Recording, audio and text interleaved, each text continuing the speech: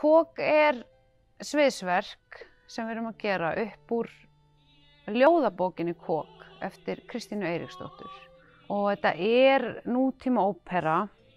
Það Þórunn Greta Sigurðardóttir, nútíma tónskáld, sem skrifar verkið upp fyrir hörpu, fiðlu og sópran söngkonu.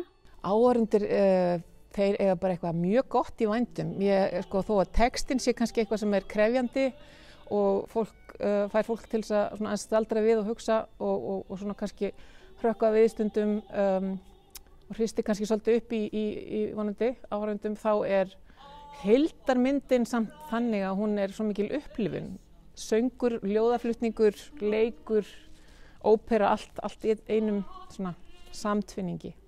Bókin sjálf, Kok, eftir Kristínu Eiríksdóttur, hún nánast öskrar á mann bara, ég sviðsverk, ég ópera, settu mig upp